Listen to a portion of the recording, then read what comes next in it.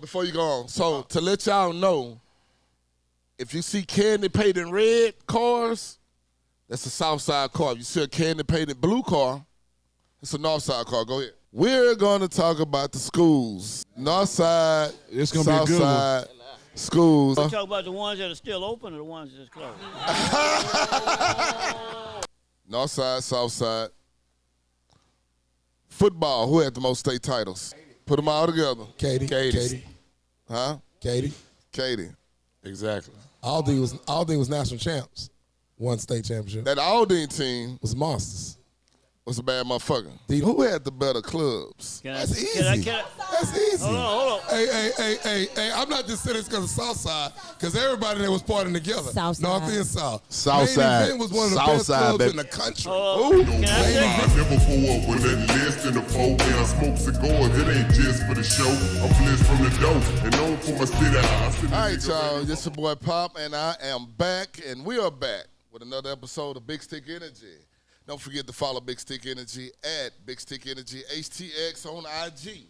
Also, come check us out at the Den if you want to see the live taping. We're at the Den every Thursday starting at 7 o'clock. Sometimes we're on Color Folks time, but you know how that is. So we started late tonight. Also, Big Stick Energy is brought to you by Brock Brand, Quad Houston, and the Den Cigar Lounge. And today, so we're gonna talk about tonight's episode. Before we get into it, we're gonna go around the room, tell everybody who you are, your name, and also your IG if you got IG, MySpace, or whatever it is you wanna promote. All right. Or for you old niggas back there, if y'all got the pigeons, you wanna put a pigeon on with the message on it, well, you can do that too. I know Vic got a pigeon at home. He got a whole coop at the house, so. We're going to go around the room. We're going to start with my main man, Kevin. Tell him about yourself. Let's go, bro. All right. Hey, bro, everybody.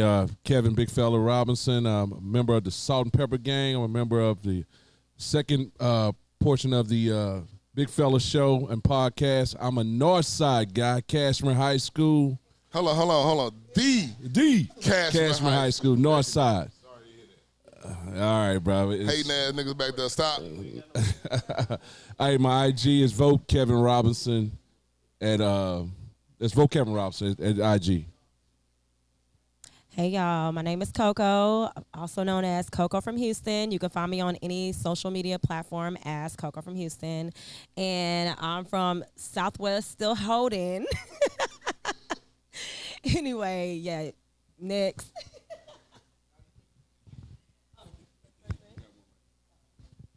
Patrick Truesdale from Hard Clark, Texas. Graduate of the best school in the country, Madison High. I'm the founder of Bayou City Press Scouting Service. My IG is BCP Sports. Oh, shit. Eddie Combo, the Phyllis Wheatley High School. Fifth Ward, Texas. Born and raised in the Kelly Courts. Northside Killers.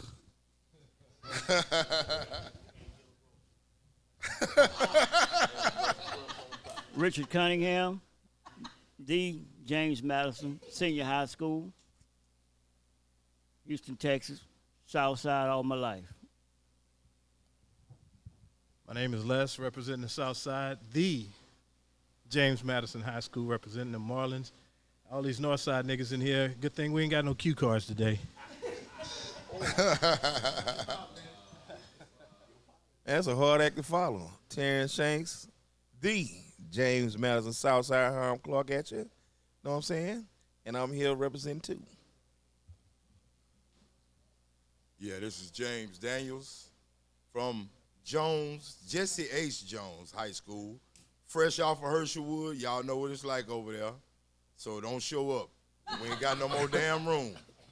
But anyway, my tag on Instagram is JD the Barber 69, and I'll see y'all when y'all show up. Amen. Amen. Vic from South Park, Texas. I can't say what high school because it ain't in Houston.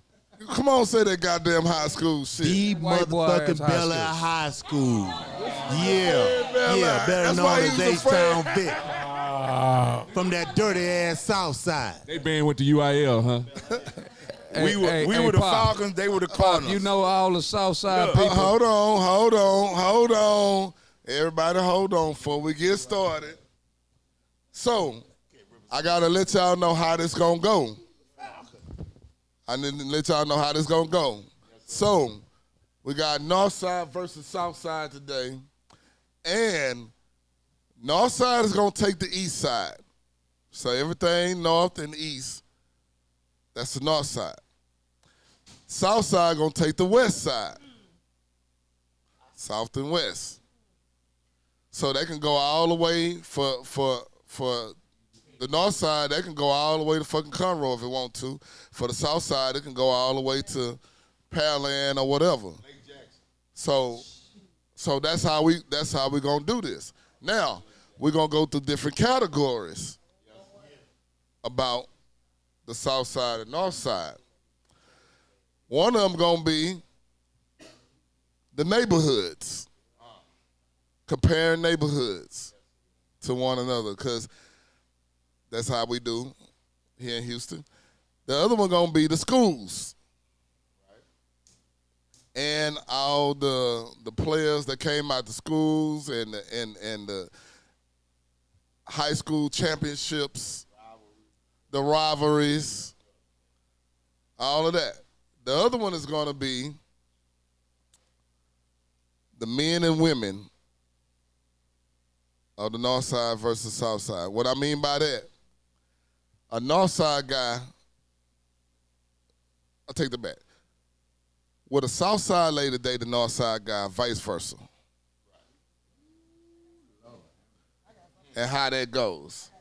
Because we know how it is. So, once again, this your boy Pop, and I'm the mediator of this shit. This is my show, so that's how the rules gonna go on this shit. So I don't want nobody to say nothing. And also, I grew up on both sides of town. So, my mom's side is a north side. Lockwood, Cavalcade area, Casimir Gardens, Fifth Ward area. My dad's side is MLK, South Park. Not only that, when I was 14, we moved to OST and Scott. But I still went to high school on the north side. So, I can pick a side, but I'm not. Because honestly, I love both sides. And from my experience, all you niggas the same. Just gonna put it out there like that. Ain't no knock on it. It's the similarities are there, no matter what side you go to. But it's just a pride thing in Houston. If you're not from Houston, you wouldn't understand. It's a pride thing. So before I go around the room, I'm just gonna let you know, when you play high school ball, and anytime you play the south side, I played on the north side. Anytime you play the south side school, you know going in, you know what time it was. You know it's gonna be some shit about to happen. And every year when I played football, when Booker T and Yates played, Northside versus Southside, they played at Delmar. Casimir would play Worthing at the smaller stadium. And that shit was crazy. You had two Northside schools playing against two Southside schools on the same lot. And it was huge. Although Booker T and Madison was a bigger draw, but it was different times. But all I'm saying is, if you're not from here, you're gonna learn a lot about the two different geographical sides of how it works. Now, like I said, once again, I got love for both sides because I grew up on both sides, so I see how it went on both sides. Now, there's a lot of shit on the north side that goes on that's a little bit more grimier sometimes than the South Side. Now, before we go around the room one more time, I'm going to say this before I go around the room. Motherfuckers from the North Side are party all day long on the South Side. And it's always been like that. They will party all day and night on the South Side. But ask a South Side person to go north.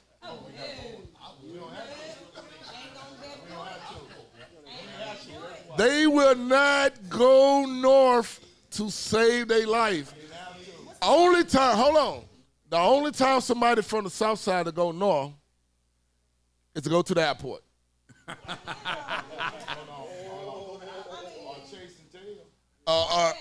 Well, that's a whole nother conversation. That's a whole nother conversation. Going to go get some ass from one side of town to the other side of town. Okay, so the first thing we're gonna talk about when it comes to North Side and South Side, the neighborhoods. Who want to take a crack at it first? I will. All right, let's go. All right. Well, let me tell you something. Back in the day, I used to hang out in Copper Tree apartments, Yale Village, the Bricks, all that on the Oh north side. shit, you're a brave soul. I was. I'm not. Now I don't really think there's a fine line between brave and stupidity. And I was walking the hell out that line. Yeah, I grew up on Herschelwood though. yeah. The Herschelwood 8100 block all day. I was hard headed way before the Herschelwood hardheads was. Yeah. I'm talking about I watched them on big wheels. They were little boys. I watched them grow up. I know all of them. But the thing about it was, North Side was a different type of excitement for us. You know, you could ride to the North Side from the South, and I don't know if y'all remember red and blue. Yeah. If you rode red, you were South Side. South Side. If Rode blue, you were North Side. So before you go on, to let y'all know, if you see candy painted red cars, that's a South Side car. If you see a candy painted blue car, it's a North Side car. Go ahead. See, I don't know who they had painting on the North Side, but I know over here on the South Side, you didn't have no paint job if Ike didn't spray you. If Ike didn't spray you, you didn't have no paint. You were playing. Ike started off at $2,500 a shot. Yeah. At his cars, and went on up to whatever you had in your pocket. So that's the way we used to do it in the South. That's how you knew who was from the South when they showed up at the club and who was from the North. Yep. That's how you knew right there. Them car colors, and not only that, South Side fellas dressed a little different from the North Side guys. You're right about that. We was starch and iron and white and beautiful white tees back then. Or we came, white t-shirt, long what they call XL tees. That's what we wore. Huh? Not all of us wear white tees. Well, I'm gonna tell you another thing. The South Side. I'm gonna tell you another thing. Hold on. Time out. The South Side haircuts. Yeah. Oh yeah. Yeah, Jerry Curl. South Side fade. Ball fade. Jerry Curl. High ball fade. The high ball Curl. fades. Yeah, we was high ball fade. I know because I'm a barber. I used to cut them. I've been cutting high ball fade. Hold on. Let me let some North Siders get in real quick. Yeah. Right. Yeah, man. Come on, come on. I ain't because I had good hair all my life. What happened to it? But Pop, every time we played Sterling and Jones, we playing basketball or football, but I had to wear a baseball glove because them niggas had Jerry curls. Say. Yeah, Hold on. To the neighborhood, Hold on. you know. Combo, let's talk about neighborhoods. We're gonna talk about neighborhoods. We're gonna get to that. Hey. We're gonna get to that in a minute. Hey, but now you know what he was talking about clothes and all that. I just wanted to start with that, but you know, I grew up in the Kelly Courts, and you know I ain't proud of it, but I'm proud of it. Yeah. You know, I'm proud cause I had a lot of fun. I met a lot of good people through there. But why I'm not proud of it, cause boy, I seen a whole bunch of dudes come over there that wasn't from there, got their head polished. You know, and it was that's how it was on the north side. You know, if you went to the Kelly Code and you was from Coke Apartments or you was from over there by Tuffley Park, same way. You know, you had to go as a group. You couldn't go by yourself. You know, and a lot of people got caught up cause we had friends over in the Coke Apartments. So, you know, I remember I'm one of them. I went over there and I wasn't hooping then, and nigga slapped me.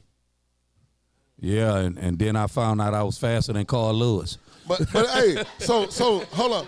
Hey, but check it out. Let me ask you this though. Even Southside. So the neighborhood you grew up in, if you went to a neighborhood, you still a Southsider. And they knew you was from somewhere else, but not that part of the neighborhood on the South Side. Did you have a problem? Yeah. Well, yeah, I had a problem. Go, Pat. We had a problem at Worthing Summer School because, you know, Eddie messed with me all the time about being from Hard Clark, Central, and all that, brick homes. But it was a thing where it was some guys from South Park, Sunnyside, to click up, and they were like, oh, they tried to take us for granted. And I used to tell them, like, hey, don't let the nice homes, educated parents, nice cars fool you. We can get down too, because we had another side. And a lot of us migrated from that side of town too. Exactly. I go. Exactly. And, you know, I tell people, like, unfortunately, the South Side, where you had white folks stayed in South Park, but like your first true suburbs, Missouri City, Pearland, was Hard Clark. Yeah. Because, you know, like my boy from Acres Home, he said, man, we came to this old house in Hard Clark, stayed down the street from Zeke, Mo, Rich and them. He said, man, we thought he was rich because they had a pool in the backyard. You can't find too many Negroes had pools in their backyard. But it's a difference, though, from size. But, like, we had guys that went to Madison that lived in Sunnyside, South Park, Third Ward. I'm an Abreed. I got folks there. But we had no problem. But you always had the guys that try to test you. And a lot of stuff went down. But keep that right there, because I'm going to say this here. So that goes back to the similarities. So you saying people migrated to Harlem Clark. Yeah. From South Park. Sunnyside, even Fifth Ward. So let me tell you this here. Because Terrence, the Chiefs. So listen to this here. So the similarities in the north side of South Side, people migrated over there. Right. On the north side, people migrated from Fifth Ward, Cabot Gordon to go to Homestead. That was the suburbs. Exactly. That was the suburbs over there at the time. In North Forest area. In North Forest area. Yeah. That's where my parents. That's where I grew up. North Shore. You remember? North Shore. Well, North Shore didn't come to like the 90s. Yeah, it was white folks out there. The 80s. 80s. Exactly. Yeah. I'm gonna tell you a good thing about the North Side, and this is what I loved about it growing up. It was more of a conglomerate, but we had malls. We had Northline Mall. Northline. And we also had Greenspoint. Mall. Northwest. But we also, every street, like Mesa Road, Homestead, had a Wieners. Yeah. That was our skating rink. We had everything that we needed within our community. Yeah. Jobs. Every black kid was working somewhere. So I stayed in Palm Center. I'm gonna let y'all talk on that because it's a similarity. Yeah. Okay. It's not. Man, tell me what the South Side had, because I don't know. Southside had it too. All that. Okay. Speak on somebody from Southside. Hold on. Vic, we had a lot. Vic. Guffgate Mall. Guffgate Mall. Palm Center. Almeda. Bay Brook. Sharpstown. So let's throw Sharpstown in there. That's too many right there. But We already killed that. You got to think about the other mall, too. When you pass Sharpstown, Exit Bissonnet. What was that called? Westwood Mall. Westwood Mall. But the difference, though. Hey, Vic, you know, Pop. Hold on. We got too many people talking. Hold on. Another similarity, kinfolk. The flea markets. Y'all, we had a flea market off 59 and 59 and 10. Well, Homestead, K. Morgan. And then on the south side, King's Flea Market. Yeah. King Flea Market. Flea Market. Which used to be old Montgomery Wards. Yes. Well, before that, it was called Montgomery Wards. I used to go there as a kid. We moved in South Park in 1975 when I moved over there in South Park and grew up over there. Still over there right now to this day. But the thing is that we had about the South Side that was maybe a little different from y'all. Well, for me anyway. Growing up, I went to Cloverland, Sunnyside, all them different neighborhoods around there. And we had no problems. Because most of us, I started playing football at Yellowstone Park when I was 6 years old. So guys, we all played, you know, some of them went to Yates, some went to Cullen, Ryan, all these different schools. And we all met back up in 25A. 25A was the coldest district ever been put together. Hold on, time out. We don't want to go into that yet. Not yet. Hold on, we're going to get to the not yet. We're going, not yet. But all them dudes you talking about y'all clicked up, you couldn't go through Jailhouse and Western Square, though. If you weren't from there. Look, hold up. You had a pass. Hold up. Jailhouse is down there. the street. You know the real name of Jailhouse Apartments? Sunflower Terrace. Look, I was there when they put the sign up saying Sunflower Terrace. You couldn't go through there, though. So who couldn't? An average person couldn't go through there. I wasn't average then. You got a pass. You got a pass. But there's a lot of guys in your neighborhood couldn't go through there. Talk, Cunningham. Because there's a lot of Western Squares moved out. A lot of people couldn't go through the aristocrats. Oh, yeah. I walked through the cracks, too. You had a pass. And the plaza. You had a pass. Oh, Scott, no. Hey, Pop. Hold on. I thought you were going to say Scott's. Hold on. Let Cumbo talk. I forgot Cunningham. I forgot Cunningham back here. Cunningham, when he passed the mic around to announce your name and where you grew up, Cunningham, you left something off. What? Where you grew up at first? Oh, you talking about Fourth Ward? Uh-oh. That's South. That ain't South. No. Listen to no. I say it's not. Fort Ward is not Southside. Listen to me. Yeah. Listen to It's me. not. Okay, listen to me. On this show, if it's on the south side of downtown or the west, that's to the south side. So he get a pass. Huh? So he get a pass on that. Okay. So that's well, what I we ain't going to consider. tell y'all exactly where he grew up then. Okay. He grew up on the North 45 under the bridge with a two-story tent with a ceiling fan in it. Hey. So here's what. So we hold on. So we was talking about. Give me 1 second. So we was talking about projects. Obviously, we talking about project homes in the different neighborhoods, and they was saying a lot of project homes on the south side. Now, there's a couple of them on the north side that you didn't want to fuck with. I know for sure. Got Coke Apartments. But there was one that you still don't want to go to right now. Haverstock. Have-a-Ho Apartments. I mean, Have-a-Stock Apartments. I don't mean to call them hoes. Police only go through that, man. I don't mean to call them hoes, but Have-a-Stock Apartments you do not want to go Baby to daddies to don't this go day. through that no more. So you couldn't go through the CUNY homes. They call Sunnyside right now to this day. Sunnyside is known as Checkerhole, Texas. So you call Haverstock Have-a-Ho. Yeah, you can call them that because we all had sides that had that. You knew where to go. Let me tell you something. If you was a player in your neighborhood, you knew where to go for easy access. Yeah, for easy access. Exactly. We gonna just say it like that. But yeah, we had look over there on y'all side. I'm not gonna lie. Yale Village. That's Copper another Tree one. Apartments. Copper Tree. There was at the Bricks. Well, You the one couldn't go in on the Bricks. on New York. Yeah. I mean, where's Montgomery? Exactly. I used to hang out all up in there back then. But I ain't had no, like I said, it was a thin line Lincoln between Manor. bravery and stupidity. But you know what, I Pop? walked them I'm real going to tell you like this, Pop.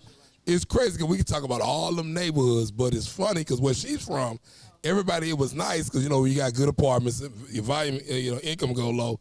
Southwest started getting bad, and A-Leaf, oh my God, they call it SWAT. So you got Greenspoint in the Northwest. So that go your comparison right there. Yeah. That's your comparison. So late mid-90s, late 90s. Exactly. Greensboro used to be the suburb. Greenspoint was actually a suburb. Really fucking nice. And Southwest was too, because you had all them Jews. And the Southwest was too. But what's funny is you still have nice neighborhoods on 100, but it's like when you leave out of there, you in the ghetto, don't know it. Like my uncle stayed in Inglewood, and they gave the community right by the farm. You walk out there, you in the hood. Yeah. So all that stuff now, like the Tiffany place was the apartments called on 100 in Belford. It was a nice apartments. And then, like I said, when we used to go out to A-Leaf to the family gang room, and all that started getting hood. On the north side, hold on. Listen. We know about it. Listen. I got in trouble with his ass. Check it out. I need y'all respect. I got the mic right now. So check this out. It was another street on the north side called Antoine. That was like very the nice. Southwest. Yeah. It was like the Southwest. They was getting bad at the same time. Collinsworth apartment too. But on Antoine was very nice. If you go on Antoine now, well, that's all at the same time, Pop. I'm just saying. Yeah, you right. But Pop, all that was the same time. The same time. The same time. Remember, Antoine was out full of clubs at one time too. Yeah. Yeah, it is. Sit on the seat. What you got to say, Kevin? You got so sound like you got the mic to you. You brought memories back on Antoine. My uncle lived over there, and he had a really nice house in that area. And I remember he was saying, why they building all these damn apartments over here? And all those apartments in the 80s now just trash. Garbage. Yeah, trash, man. Yeah, exactly. Yeah. The mayor lives in Inwood. So can let me ask y'all this. So can we compare? Can we compare Greenspoint to A-Leaf? Hey, I don't know. Greenspoint terrible. Man. I'm just saying because to me it's a similarity a little bit. Yeah. Of how they started and how they exactly. Yeah, because you got that one spot over there. You got that corner with all them stores. That's what I'm saying. Like they both start out real nice neighborhoods. With Greenspoint Mall, they about to tear it down. Grab the mic, man. So let's do the city then. Well, they did tear it down. No. Greenspoint Mall is still open. I don't know how. No, it's not open. No, it's open. I just went last week. But like the sister just said, they migrate because they building some lofts and they building some high rises by the mall. So could we compare Greenspoint to Sharpstown? Oh no, because they already building over there. I'm gonna tell you, I'm not trying to be racist or anything, but the Mexicans then took over Sharpstown, and they're actually flourishing over there, bro. They took that mall, and it's a whole nother level. What's the name of it now? Mall of Americas. Man, they know how to work together. They built something special, man. Well, there, also on the southwest side, the African population have taken over too. It's a migrant population. A-Leaf. Yeah, it's a migrant. And then what's Bel Air? What's Bel Air Street called? Chinatown. Bel Air is taken over by Y'all passing up Bissonnette. Ain't nobody said nothing about Bissonnette.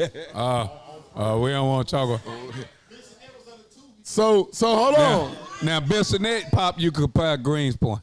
So hold on. Now, back in the day, yeah. Jensen Drive was Bissonnette. Yes. Jensen there. It's the same thing. Yeah. Because hold on. Because I was a kid, it was a barbershop on Jensen that we used to go to. And I was 6, 7 years old. So we riding down the car. I'm like, why all these women got on bathing suits out here? What's going on? Bissonnette and Jensen, baby. AIDS didn't kill them. And my dad was like, hey, man, don't worry about that, man. Don't worry about that. Right. But I ain't know they was out there selling pussy, though. But I know now. Pop. Vic probably got caught up too in Cunningham, but the prostitute street was South Main. South Main. Yo, South Main and Jensen. I mean, right there, hold on. Right there where C-Dot at.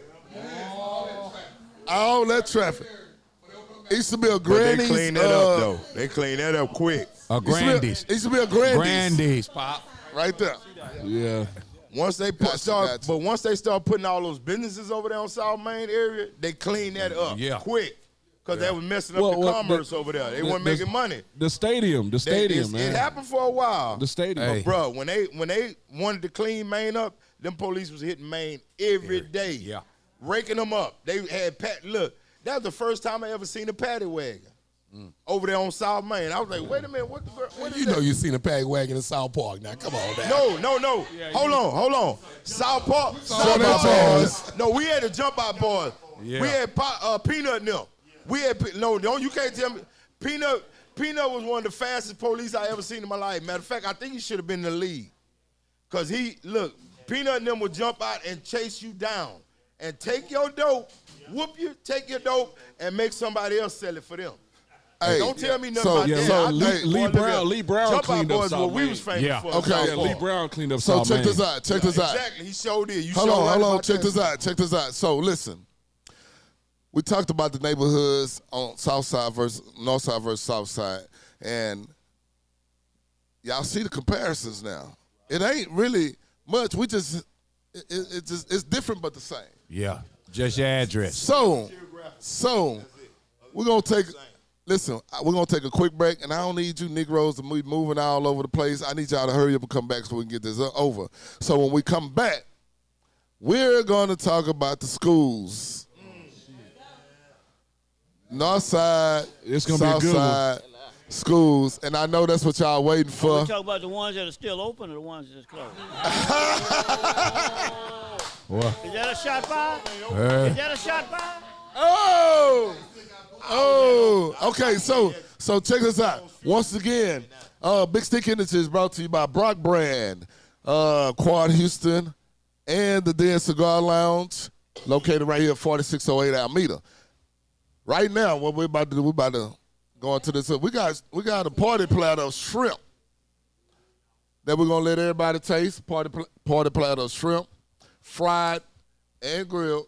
So I hope y'all enjoy it. We're going to talk about it when we come back, and we're going to talk about Northside versus Southside high schools, middle schools, whatever it is. We're going to talk about it. So we're going to be right back. Let's take a quick break. I never pull up with that list in the phone when I smoke cigars. It ain't just. All right, y'all. This your boy Pop. We back with Big Stick Energy, and we're going to talk about Northside, Southside, and the other part of it. I don't know about y'all, but I'm enjoying this. This is fun. So now we can see the comparison on this. It's a really good topic on this, especially you from H-Town. If you're not from H-Town, you can get to learn something about H-Town and how we do things and the culture of H-Town. So we talked about neighborhoods. We saw the comparison, and we see, and now we can tell it's no difference, pretty much. Pretty much the same. I got a question for y'all. And we're going to talk about overall athletes from the north side and south side. What school had the best athletes, period, in an opinion? Everybody got an opinion. Now, I know some people going to say their school, but a lot of times your school don't have the best athletes. Just so keep it real with this, and let me know what y'all think. Truesdale, what you got? Well, this is how I look at it. Born and raised watching. That's one thing me and my boy click a lot because we can remember a lot of things when we was young growing up. And even before my time, because being around a lot of old people hear stories. So you have different eras. So you have, back then it was number 3, 4 black school. You had Yates, Wheatley, which was Turkey Day Classic. You had all kind of stars playing that game. Then, of course, Cashman got built. They had some teams. Like I was saying earlier before the air, from like 75 to 82, they had like 8 D1 players playing on that team. Yeah. You look at Wheatley, regardless, like Worthing and Wheatley never really won a lot in the 70s, but they had a lot of guys that went pro. Jimmy Johnson lived at Wheatley. He lived at Sterling. He had a lot of guys at Oklahoma State. So you have your different eras. Me growing up, starting off as a kid, Cashman was one of the best teams and had some of the best basketball teams. For us Northside, if you look at baseball, your best African-American baseball players did come from the Northside. Smokey Jasper was one of the best. Smokey Jasper? Yeah, that's one of the best. Product of that. We had a hell of a lead, I'm too. a product with Smokey Jasper. Yeah, I'm part of Post-Token. We played in the All-Star game. I was like, dude, this dude's can play. Because, you had Michael Jackson before my time. You had the guy before him who got drafted by the Dodgers. I can't think his name. the Smiley, they had the twin, they had players. So every school had their era, had their shot, had everything. And, you go back even later, you had the worst school in the country, had the losing record, and Eddie coached Carl Crawford in basketball. And he was an all-around athlete. Yeah. And he was the best athlete in the country. And ended up going, the kid who come from the slums of Fifth Ward, and he was, a top 10 pick in the second round. And I remember he told me in combo, I need you to help him get in college because he thought he was going to, he did with the politics. I said, look, man, hang in there, man. You're going to make it, man. Yeah. Kid got moved up that year. Ended up his career, he made, $145 million? My bad. Yeah. So, I mean, everybody you go to like I said, you come to the Southside 1858 was the best district in baseball in the country. With Bel Air. Bel Air. You got to put Bel Air in there. Bel Air. Charlestown. Yeah.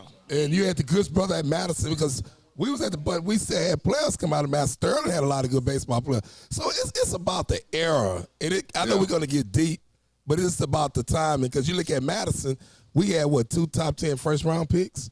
We had the best player to come out of HISD. But really, he was the best player all-around athlete. But then you got to think about the guy from Booker T. He was the first black quarterback. Go top 10, go first round. They call him the Lost. I can't think his name. But with so much rich tradition in HISD, in the North and South Side, period. And then you can go down I-10, which we ain't talking about that, but Pop Beaumont was NFL capital in the mid-'70s. Yeah. So, But hold on, go, Kevin. Well, I'm glad you got a guy like Truesdale on the panel because with that encyclopedic knowledge that we don't possess, he put it in perspective because growing up, you heard about guys on the north side. Man, you seen that guy right there? Without the internet, we didn't get to see him. Yeah. You had to get in your car, go drive, or your dad had to go drop you off, and you watch the game. But I grew up watching Northside dudes, and I grew up watching guys like Eddie. Eddie was a legend when I was coming up. He was a legend, man. Eddie Combo hit 40. I'm like, okay, shit. I had to go watch him. I couldn't go on the internet and watch him, so that made it hard for us to really judge. Yeah, that's true. Because if Eddie was coming around this time, he was the first quarterback to over 2,000 yards in HISD. It was the time, so I think he could have went all in the. I mean, right.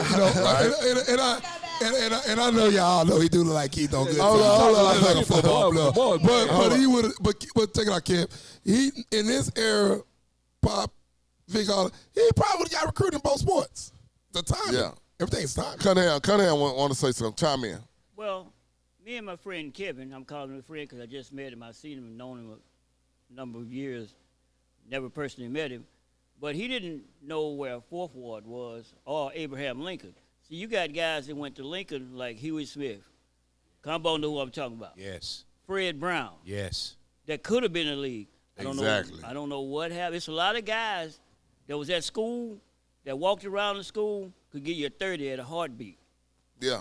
And the only reason people don't know about Lincoln was actually a 4A school. Exactly. But they couldn't drive. They wasn't going to transport them to Hitchcock. Yeah, they play them. So they said, Lincoln, well, we going to put you in the 18-5A. You playing Madison, Worthing, Sharpstown.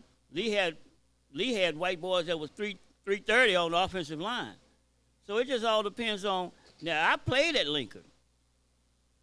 And when I left Lincoln and went to Madison, I thought I was at Division I because there was a lot of stuff they was doing I had never did in high school. Yeah. JD, you sound like you got something to say. What you want to? Well, I mean, I came up and I played ball. Well, I'm familiar with the guys from like 1981 all the way through 87 when I graduated from high school. Now, we had, over on our south side, we had like Darryl Green. You had Kenny Houston, them. All them guys from Worthing. Mike Singletary. Yeah. You had, Rodney Hampton. No, he's not from. Rodney was from the north, but I'm just saying we had Rodney. Right. That was great athletes, like Pat was saying. There were great athletes all over Houston, everywhere. Eddie Combo. I played against him in high school. But they were, they were just athletes. Houston has always been filled with athletes. Guys that made it, some didn't make it. But they would have been able to play in any league. some of them. Like Eddie probably could have went to to the NFL if he wanted to, if he'd had different set of circumstances. But there's a lot of guys came out of Fifth Ward, South Park, Sunnyside, all these different neighborhoods we talking about North and South that were excellent and great athletes. But our circumstances weren't always favorable for us to get the recognition that we, like you said, there was no internet.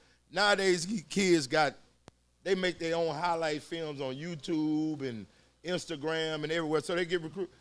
It was important for us, it was exciting to us back then to get a letter from a school. Nigga, we got snail mail. Yeah. We were actually getting, now they emailing these kids. They videotaping them. They FaceTiming them. Let me chime in. Everything. Let me chime in. So, one thing about these black schools that we are talking about, that was the athletes on the teams, but all these schools had guys that did not play for the school that was actually better than the motherfuckers that played on the team. Yeah. Exactly. You're absolutely right. Yeah. A bunch of them. We remember Hold on, listen to me. There was so much talent in the neighborhood that the neighborhood took this talent away from these guys. Because of whatever happened on the streets, because some people's circumstances were different. Some people didn't have the mentality that I'm just going to tough it out and wait till I get to the NFL and make my way to. Some of these guys had to go hustle to make the money, but they was better athletes than the ones that was playing every Friday night. Well, Pop, it's funny you say that because you talking about, and you had the guys that did hustle because, like, I'm looking at all these documentaries on Smitty. Everybody talking about Smitty was this, Smitty was Doa. Talk about the Pop thing. Smitty was a bad boy in football. Yes. Yes, he was. Hit. That's Yes, one he of the was. best DBs come out of Madison. One of the best DBs ever seen in high school football, period. He'll be in my top 5. Might be my number 1. He was that good. But he got caught up in the streets, different things. And like you said, it was just so many athletes. I think about Cunningham and them. That's the only time, I ain't going to tell them, but that was the only time I cried when they lost. They were like rock stars, went all the way up there to Austin and lost. But that team, and you think about a lot of guys that played with them, didn't even play. And, like he was saying, Hospital 72, it killed a lot of kids. Yeah, no pass, no play did. Go ahead, Cunningham. Look, I don't mind giving other guys their credit. Growing up in Fifth Ward, circumstances was really detrimental in that neighborhood. It was a lot of guys, hey man, I'm going to get this money. I ain't got no food in the house and all that.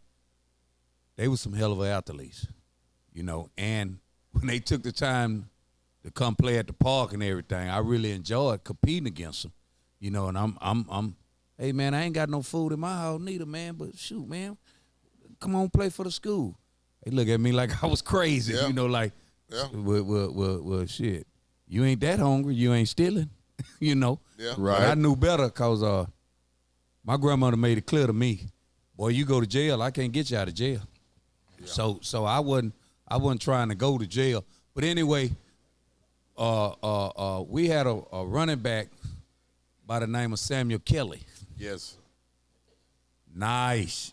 And he wasn't, his house was in good order. But that peer pressure on the street. So his junior year, he led the city in rushing, getting offers from everybody. Couldn't play his senior year. Why? In the summer, he chose one time to go rob. They wasn't going for it. He got shot. Ain't never touched a football, and that was way back in 1980. And the crazy part about that happens in every school. Every one of our schools. It happened. It happens, man. Yeah. I've had guys that I went to school with that was damn good athletes, but wanted to rob and went to jail. Yeah. Right. But one thing they say right now when you talk to them, man, I should have hung out with y'all. Yeah. Yeah. Yeah. See, and the thing it's funny that you mentioned that because, Eddie, what park did y'all play over there? That when you say you was competing against guys who didn't play. You know, Finnegan Park. Finnegan, exactly. That That was the name I was trying to think of. Hell's Junction, Tuffley Park, Tuffley Park, right? Tuffley. Yeah, you know we. See, over on the south side, we had McGregor Park. Yes. Yeah. See, McGregor, let me tell you something. If you wanted to test your skills, You go to McGregor. you had to come to McGregor Park. I'm going to tell you, I've seen, you know, back then, you had Elijah One, Drexler, all them guys, they was playing Phi Slamma Jamma for U of H. Yeah. But they came to McGregor Park every Sunday, and you would see some of the greatest athletes from this city. They should have sold tickets at McGregor Park. Yeah. Well, them boys was players, bro. Hold Well, on, let me say- hold on, cut down. Let me say something. Now we say it was some guys that didn't play that was better. Wasn't nobody better than Raw Williams at McGregor. So I'm gonna clear that up. I'm gonna clear that up. Way back. I'm gonna clear that up. Way back. You know, way back. Say wasn't nobody better. Hey, hold on. I ain't through. Cause Yeah, I Rob got was one of the some greats. from the north side. Hold on. Go ahead, Yeah. Go ahead, Cuddy. Well, just to piggyback on what he just said, you left out Fundy. Fundy, yeah. That was your proving ground. If you ever been to Fundy and you walk through the front door, and they got the numbers on the seats where they sitting for the up, and you walk over there and they call you and say, "Man, you want to run?" You know you had made it. But hey, y'all, I'm finna give y'all a little history though. But Before it was funded, Monday. the spot was Finnegan Park. Yeah, That's yeah, where on the north all side, the you pros used to play at. They had the Shark in there because he wanted a guy from Wheatley by the name of Eddie Owens to come now. He was playing against Moses Malone. Them all them was over at Finnegan Park. Yeah. Then they moved it to the Fundy. But man, yeah, it's a lot of history in Houston about where you could play it and everything. So when I was young, I wanted to test my skills. So, you know, I went over to the Fundy. I went over to Emancipation. I went over to McGregor, you know, and I felt like I didn't want to just be the best player in Fifth Ward. I wanted to be the best player in Houston. Emancipation was tough, too. It was tough. Yeah, it was tough, man. It was. It was tough. And it was a lot of guys I ran against.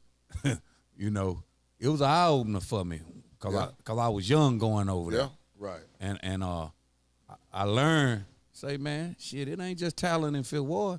It's talent everywhere over Houston. Yeah. Yeah. So those of y'all don't know about the Fundy Recreational Center, that's where all the pros go during the summertime. And the pros from out of town. It was basically The pros Rucker from out Park. of town, and they play against a lot of the guys that went to college, Man. a lot of college players, and a lot of guys from the street. Now, before I let you talk, I'm a little biased because he did go to Cashmere, and he is a legend. I know you about to say. Dwayne Rogers. Fucking Dwayne Rogers. I was about to say. That's what I was going to talk on. Man, look, I played the Cashmere, and and he'll tell you I was damn good. Okay, I was damn good. Played at the University of Oregon and everything. Frankie Brazos was our coach. He said, man, I'm about to bring. Peace, Coach Brazos. Hey, man, rest in peace. Man, he said, I'm about to bring some guys in here right now that's going to tear y'all ass up. And when they walked in that gym, they laced up their shit. Man, these dudes ain't finna. Man, I've never in my life seen a man play like this guy played. Dwayne Rogers. I didn't understand why he wasn't in the pros, man. Say, Dwayne is 60 right now and put 40 on you right now. I didn't understand. Tell him I we still just don't seen understand him a couple of weeks ago. Dwayne boy, is 60 years old and will put 40 on you right now. He played for the Globetrotters. Am I He played lying? for nobody's Yeah, college. Anybody ain't know it? Yeah, Dwayne Rogers, Nice. man. Ain't but about 6 feet. Yeah, and would Nice. talk shit. He Yeah, gonna talk the whole whole fucking game. game. Man, get on your nerves. He gonna talk to you the whole game. Come here. Ah, Now, get your ass back. now, I'm gonna give you one that did play from Madison. You know, Greg Kite. You know, you know, Tommy Mason Griffith was nice. Now, Yeah, Tommy's best player ever come out of Madison, Sean Gay. Sean Gay. Now, Sean Gay, baby. Now that Skinny- dude, skinny that, boy. first you see him, I gave him the name. He built like He a was Pink smooth. Panther. He was smooth. Pink Panther. Never lift weights. Soft spoken. Stay up all night, hang out, and come give you 40. Yeah. Actually, his high school, I didn't see them old Wheatley teams. His high school team is the best high school team I ever Well, seen. they didn't rest, man. They ran. They ran the whole 85, game. that 85, not the 79 Madison team. No, 85. You're right. 80, well, I'm just saying, They was the UNLV You know, Cunningham of them got on the bus. They was a running gun Cunningham team. got on the bus, and he sat in the back with the black guy. They didn't know they were free. They could sit up in the front. And on the way to Austin, Cunningham sat back there with all the black guys. The two white guys on the team sat up there with the white coach, and they went down to Austin, then passed the first McDonald's All-American out of Texas the ball, and they came home. The 85 team was smart. Hey man, we got here cause of Sean Gay. We gonna feed him. Yeah, and me and Sean Gay played together. Well, we played against each other in high school. We played against each other in college, and we played together in the CBA. And on our team was a legend by the name of Lord Daniels. Yep. And you know, Lord, we all trying to get to the league. So, you know, me and Sean, he was right. Houston guy, we passing the ball each other. If Lord, you see this here, I'm going to go and tell you now. And so we in the game, coach called timeout. And coach trying to talk, Lord, Coach, you need to get them Houston dudes out the game. They just passing the ball each other. You know, we ain't say nothing. So we get back, we practicing, and Lord, stop practice. Coach, you need to switch team, take one of them Houston. So Sean tell him, man, shut up, stop crying. So Lord go, I'm from New York. You niggas from Texas don't know how to play. So Sean say, you want to play for some money? Sean said, yeah. I tapped Sean and say, man, that dude's 6'8". Sean say, I got him. So they betting head up. I got all these East Coast guys on the team. I'm side betting 100. This when I really knew Sean had it. Sean made Lord tap out, beat him 5 straight games. Made him tap out. After that, all he did was after that, I was like, nigga, I ain't passing you the ball. I'm shooting it every time I touch it there. I was like, hey, I'm finna say this here. So we left out of school that really they always overlook, and they consider Southside, but they keep a lot of ball players. Milby High School. What was that, Rod Williams?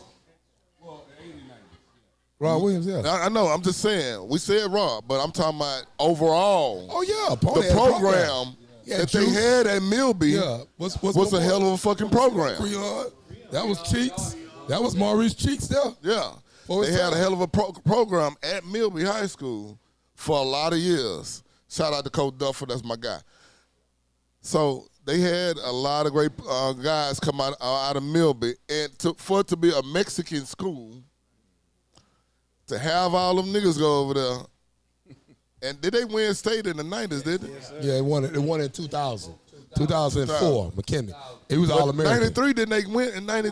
That they went. They went. They lost. They lost that year. Yeah, Tim Moore. Tim lost to North Shore. Yeah. They lost to Joe Stevens. Joe Stevens. Okay, yeah. Milby won it with Jawan McClendon. Yeah. In Arizona, 04. And actually Lincoln, not Lincoln, I'm sorry. Jones won it that year too. Yeah. With Daniel Gibson. And actually both of those teams, if I'm not mistaken, was undefeated too, wasn't he? Yeah. Yeah, both of them was undefeated. Yeah. It was in the 80s. And Cashmere, let me tell you something. Cashmere, athletes. You know, they helped, some of them players helped get SMU the death penalty. You know, if you looked at that, for real, if you looked at that documentary about SMU, they showed Cashmere, you know, they lived down there. Then they also, running backs, you know, I'm going to go way back, Delvin Williams, Michael Charles. But the best one, you know, Rodney Hampton. Got to give it to Rodney. And now and his running mate Scales. You know, rest in peace, Scales. Yeah. Shout out to Scales. Man, them dudes there, they was kind of like the Pony Express. at SMU, but you know it was two brothers. Them dudes could talk that football, man. Davis brothers that played at Cash at SMU too. Yeah, what you got? What you got, Chad? I hear a lot of HISD. Mr. CEW 72. Hold on, you got the mic. Representing Northside here. Hear a lot of HISD representing Southside, Northside. But if you go a little further north, northeast Houston, you're going to find a small community that represents the hell down. That's the North Forest Independent School District. Y'all did. All right, cool. I'm just not joining in. You got to understand, North Forest had the first quarterback, Chris Miles, when he made the comment. I'm representing H-Side and the North Side now. But see, my thing is, you talk about the players that was sleepers, weren't even highly recruited. All did the guys was highly recruited. Because back in the days, we had work, and this one player wasn't even that good, but he worked. And then Michael Young helped him get in. Clyde Drexler. Yeah. All right. Wasn't that. A lot of people don't know Clyde. Clyde got recruited by New Mexico State, Texas Tech. That's where he was going.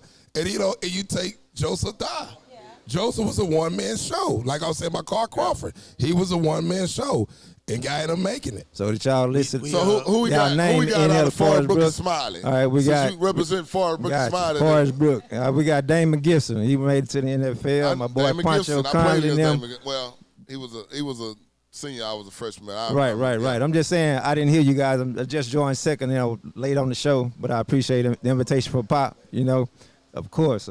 But, yeah, North Forest Independent School District, smaller, but citywide wasn't really recognized because we wasn't a part of the bigger Houston school district. HISD was. So, we was in the 21-5A, way back then, Hey, let me ask y'all a question. Yes, sir. Let me y'all go ahead. I got a question because it's gonna go into the next thing. Go ahead. Now for some reason or another, we seem to forget about Third Ward High over there on JY. JY. Bailey. JB. Bailey. Fuzzy Bailey. I'm gonna let you do it, Eddie. You forgot. Hey. Johnny Bailey was a household name. I could do magic. That Charlie Wilson made that song about him, man. Man, that dude there, 5'9", 180 pounds. He played small at a small college, but he won the Harlan Hill Award. That was equivalent to the Heisman Trophy. Right. He won it 3 years in a row. Exactly. The dude, when he left college at the time, he was the all-time leading rusher in college overall. Exactly. And then the boy out of Texas, Ricky Williams. Ricky Williams broke that record. Man, that little dude there, man, and then a lot of people don't know when he got in the NFL, man, that dude drank heavily. Exactly. Smoke weed. Now, this was finna mess you up. I'm hanging out with him. And, man, the dude pulled out a pack of Cool Filter Kings and started smoking cigarettes. Made the Pro Bowl the next year. Right. Yeah, that's how cold he was, man. So I tipped really, it's going to be hard, Hamp. He the best I seen. Hey, okay, go ahead, Pop. I'm sorry. Let me ask y'all this. Northside, Southside. Football, who had the most state titles? State titles? Put them all together. Katie. Huh? Katie. Exactly. Aldine was national champs.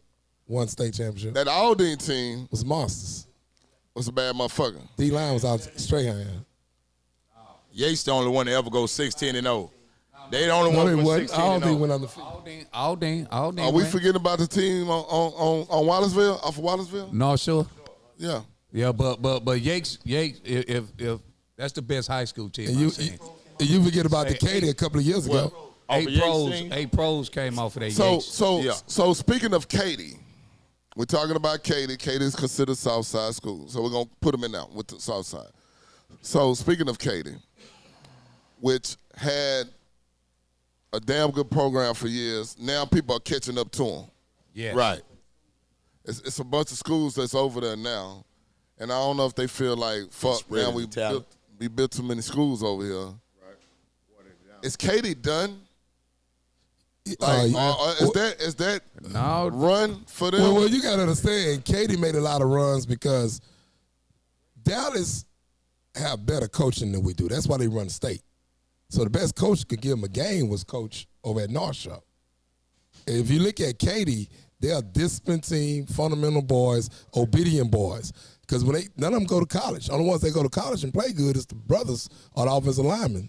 Your skills, that's it, yeah. And Andy Dalton. Andy Dalton. Yeah. And other than that, if you look at HISD teams, even to this day, you got two boys, and they were sleepers too. Will Jackson and Xavier. Howard, they were the highest paid DB. Well, at one time, highest paid DB in the NFL. They come from Wheatley because it's still talent in HISD. What school? It's still talent in HISD. You take the Afedi brothers at Westside. Jermaine's still playing. Play with school with his kids. So it's so much talent, but it's about coaching. That's why we always get lose. So you saying the coaching is the reason why we can't beat the Dallas team no more? No, it ain't got nothing to do with that. It's coaching plays a role. Because think about it. We had a lot of state championships. Look at the year when Manville went. And they had Jerry Jones and them beat. But we got our coach. And look, this year, now it might have been, but this year, fucking Duncanville. Duncanville and DeSoto. Right. Hey man, wasn't nobody beat DeSoto. I don't give a fact. You could have combined. You could have combined all them teams together. Yeah. Matter of fact, I think if Stevie Wonder and Ray Charles would have coached them two teams, they still would have won. Man, that team. Yeah, they was a bug. Yeah, but for a long time, Katie had the blueprint of how things should be ran because what they did, they little league teams ran the same plays as the high school. Exactly. By the time they got to high school, they knew the plays and everybody was on the same. They had their quarterback lined up. Yeah. The running back they knew who was gonna come. And North Shore do the same thing. North Shore. Yeah. North Shore. Right. Exactly. JD, what you got, JD? Yeah. Go ahead. Well, what I want to say is that, like he just said, that year that Yates went 16-0, they went up there and played Odessa Permian. Yes. Brother, everybody you could see the difference between a HISD school and a school from a small town like Odessa. Yeah. Look, you had Melvin Foster starting at middle linebacker. Melvin was 6'2", 6'3" maybe, 250 pounds playing middle linebacker.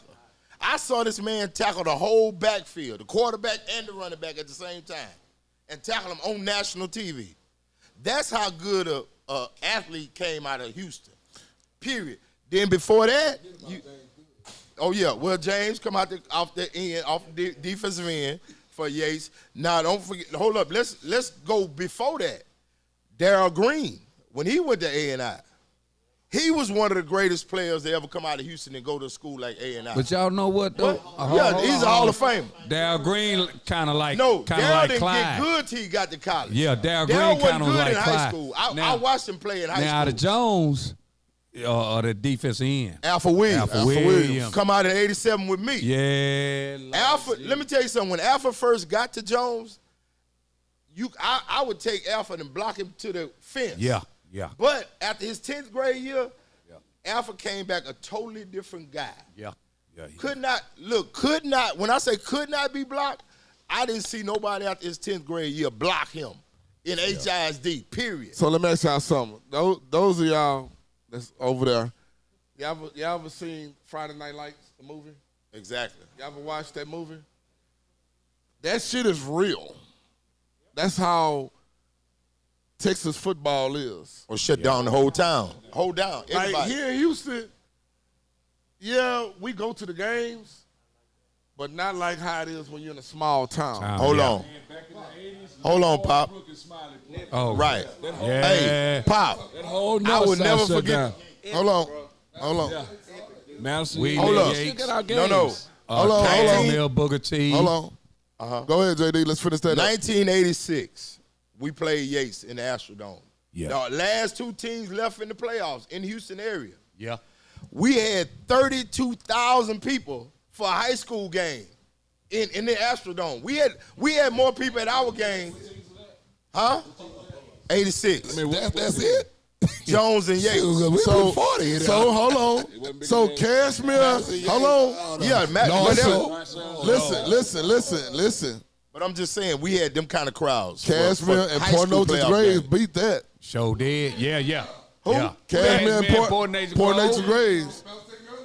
Yeah. Port Neutral Man, I'm Grove. talking about that was the Grove. first time you had never seen that many people at a But high school playoff I'm gonna say this. That year. Listen up. Check it out. What Listen year up. was that? All right. The year before that. Any year before that, they moved the game to Robinson Stadium. Then you had, like you say, Port Neutral Groves. Madison and Port and Neutral North Grove was Shore the at state the that Dome. year, and they had the biggest crowd at first. They had the biggest Woody crowd. Ridge Yates. So I'm gonna say this here. 40,000. Listen to this here. Okay. It's one guy that had the whole city on fire. VY. Yeah, VY. Fucking Vince Young. Hey, you know, I'm by it. I mean, it don't biased, matter too. to I me. coached him. It don't matter to me. I'm on his side. But fucking Vince Young, what he did at that time. So, like once again, y'all don't know, playing in the Astrodome was a big deal to us. Yes, it was. To play in the Astrodome. This dude, they had to literally stop playing at Butler Stadium and move all the games To the Dome. to the Astrodome. To the Astrodome. He right. All the because games. everybody came to watch him. We're talking about Vince Young. Everybody came to watch him play in high school. You had people on the side of the freeway by the Astrodome on 610 selling T-shirts of a high school guy. Dude. Right? Pop, it was good timing too, because we didn't have a pro team. He was our franchise player. Yeah. And Kevin, I'm lying. Yeah. And you know I ain't lying. All the Marlins in here, and he worked at Madison. And y'all may laugh when I tell y'all this. I gotta sit on the edge of my seat. Foreigners don't celebrate nothing. They gonna open up on Christmas. And them Chinamen, they was shutting them stores down to go see that game against North Shore. That North Shore game? Hard Clock was a spook. Man, you could have broken homes that night, man. That North. So they had people scalping high school tickets to go watch him play. Pop. Go ahead, bro. I'm sorry. No, Go I ahead. bullshit not. I was working at Madison at the time. He was there, and during the day, we had grown people leaving work to come buy tickets, and we were selling tickets inside of the library. We had a sheriff there. Everybody lined up, and after everything was over, I was responsible for taking the money and the leftover tickets putting it to in the your dome. pocket. And I would stay there at the dome to watch the game on the floor. They said, "Well, go sit right there." No, man, I didn't want to miss it. This shit was that huge, man. I ain't never seen no shit like that before in my life. Okay, The what I, best. JD, go ahead. The best. what I wanted to say was I came back from college, and I had been hearing about Vince Young way up in Virginia. I'm talking about he was like I had been hearing about him though really since he was in Little League almost. You know what I'm saying? Pop Warner football. This kid was outstanding from then.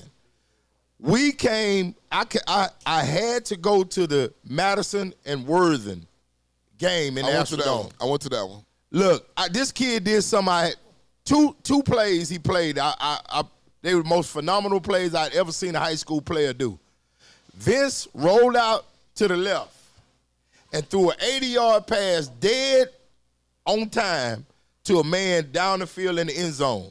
He rolled it to the left. He throwed it to the right side of the field, all the way across the field and down in the end zone. I said, "Coach, good Lord, who is this kid here?" He had a team too. He had a nice squad. He had a Not team, only- but not only that- that Katy game, he went both ways. Well, Look, I was just gonna say, look, took it to the house. that's I'm what gonna I say just this said. running back. He had wide He didn't receiver. have no defense though. Hold on. That's what I was getting at, Pop. Vince also played both ways. He played both ways. He played safety. Had to. Let me tell you He what had to. happened against that Worthing game. Vince threw an interception. They tried to get him to come to the sideline. Vince told the coach, "Hold on. I'm finna go over here and play safety." The next play, a kid run up the middle.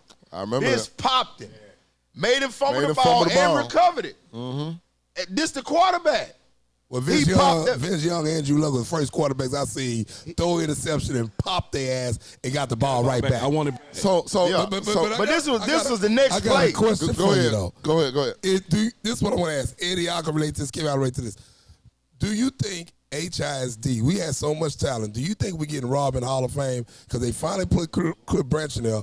Otis Taylor should be in there. Lester Hayes should be in there. Quiet as kept, Keenan McCarter should be in there. And they might, all three of them, Lester Hayes and Taylor should be in there already today. Lester Hayes for sure. But Keenan should be in there too in the future. Yeah, And that's what, how many people we got in HISD in the Hall of Fame? We got Darryl Green, Mike Singletary. You know, that's what. Thurman Thomas. You know, what Thurman is Willow Ridge. So HISD. So check this out. For the audience, back in the day, I don't give a damn if you from North Side or the South Side. When you played in the Dome, it was a huge deal. Friday night, it was a double hitter. Saturday, it was maybe 4 games on a Saturday, played in the Dome. Right. And if you wasn't playing and you was a ball player, you came to the Dome in your Letterman jacket. No matter what side of town you was from, you came with that Letterman jacket, and your whole crew and your whole team came with you. Right. Absolutely. And everybody say, "Oh, that's them boys from such and such, such and such."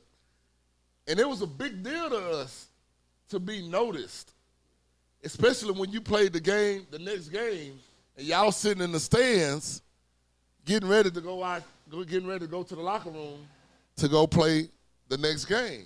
Right. It was nothing like the Dome. Nothing like it. Nothing like the Astrodome. No, That was exactly. the That was the football pinnacle of your for us. career. Yeah, Dan. Yeah. So we can't forget the All Fives with the No, Python boots. no. We can't forget. Oh yeah, basketball. Yeah, you We can't played forget in the Hall Hall Fives. Fives. We can't forget the Hall Fives. But the Dome was a staple. Yeah, man, I'm playing in the Eighth Dome. wonder, playing in the wonder of the Dome. world I'm at playing one in the time. Dome. Yeah, That was huge to us. yeah. And every band, your band to played, the whatever Dome. your school was, To the Dome. you going to the Dome. Exactly. So we had a song, and I'm gonna use my school for instance. We said it went Cashmere in the Dome, where then go home. Right. Cashmere in the and the band would play it. Bum bum bum bum bum bum bum bum. That was it. And the crowd would go fucking Nuts. nuts Lose their mind. off that song when you played that. Pop, Yeah. let me tell you how important the Dome was. You got to think about something. Because we live in Texas. Let's just be honest. We live in Texas, and this area back in the 80s still was like the 60s almost when you had racism. We played Pasadena Dobie in the Dome. The Ku Klux Klan was in the stands with full garb. I'm talking about whatever they call it, Red Dragon in his red outfit, and all them white hoods up in the stands for a high school game. That's how important it was to Pasadena that they beat us out of HISD. And I could not believe that, brother. Pasadena Dobie had probably like 80 players on their team because they brought their freshmen, JV, and varsity. They had guys with three numbers, had 3 different guys had the number on. Yeah. And our coach told us one thing on the sideline, and Coach Bell, rest in peace. Yeah. That was Roland Rogers was his name. We called him Bell. Bell looked at us and pulled all us together because, man, we had never seen that many players show up on the sideline. They was from goal line to goal line lined up. Coach Bell said, look here, they can't put but 11 of them out there on the field at a time. And whatever 11 they put out there, I want y'all to beat them to death. And we did exactly that. We went out there with probably 32 players on varsity. Come on, what you got to say before I switch it up? What you Look, gotta say? I ain't gonna, I got blessed. I got a chance to play in the Dome, and I got a chance to play in Hawthorne. Really? The Dome was nice, but Hawthorne, man, I Pop. played in Hawthorne. Pop, let me tell you something. That popcorn smell. Say, hey, man, when they cut them lights off, and the only lights is over the floor, and you hear all that noise and that crowd right on top of you, and that cowbell, and they know who you are because you ain't got no helmet on now. Hey, no, man, when we played LaPorte, so No, man, hey, boy, watch yourself now. So they was picked my senior year, but you know they had a rude awakening. But anyway, we know we gonna pull a crowd. But so we out there warming up, getting ready for the game, and the guy get on and announce, hey, right now it's a fire hazard. The Hawthorne is overpacked, so it's people that's not gonna be able to get in. When I heard that, I was like, God damn, all these people came to see me play. I might well give them a show. So I gave him a light 40 pop with no 3-point line. I got you 2 minutes. What you got, Terrence? Go ahead. 2 minutes. I just want to say I appreciate all the hard work you players did, but I was there for the bands. I was there for, you know what I'm saying, for the halftime. You know, I saw y'all, but I was there. I wanted to see the cheerleaders and everything else that came along with it. Hey, so I'm glad. Hold on, I'm glad you said that because we finna go to the next segment, and I'm glad you said that. So we're gonna stick on the school thing. Who had the better girls? Galveston Ball. Who had the better girls? So when we come back, Galveston Ball female track team was a fool. That's for the next segment. Break it down. So that was a big thing to us to go to somebody else's school, especially if you had a basketball game at somebody's school, and you pulled their girls, or you went to a dance, or some type of teenage thing that we had somewhere. Like I know Southside had drumsticks, so we used to come out the drumsticks, but Stadium Bowl. So when we get back, we're going to talk about that, and it's going to lead us into the next segment. So when we get back, we're going to take a quick break, go pee-pee, boo-boo, whatever you got to do. And we'll be right back. So, yo, this your boy Pop, and we're back at Big Stick Energy. Once again, Big Stick Energy brought to you by Brock Brand, Quad Houston, and the Den Cigar Lounge. So, Northside versus Southside, we've been talking about that. And I know I said something about who had the better girls in school and things like that, and that's cool. We're not going to go into that. I switched it up. Damn it, boy. Damn it, boy. I know that was on y'all mind, and I know that's what y'all wanted to talk about. But here's what I want to say. On the club scene, with Northside versus Southside, both sides had a lot of clubs. A lot of memorable clubs and a lot of history with those clubs. From Southside having Boomerang and main event and just a bunch of, and the Northside having Gucci, Chocolate Town, Mr. A's, and all that. Well, Charlemagne and Gucci is the same place, but we'll put it in, yeah. But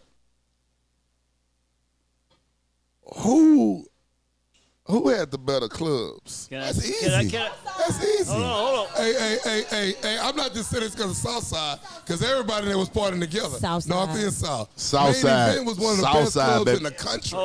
Can I Main say? Event. Oh, yeah. Downstairs. Can I say something? You had those jars, $10 Long Islands. First time I drunk one, boy. Came in a picture. Hold on, they came in a picture. You get a whole picture drink. Well, excuse me. This is directed at the moderator. You said what was the clubs you said on Northside was top? You left out one that topped all of them. Bone Shakers topped all that. Chocolate City, Chocolate Town, Chocolate Warehouse, whatever you call it. Bone Shakers topped all. Yale and Parker.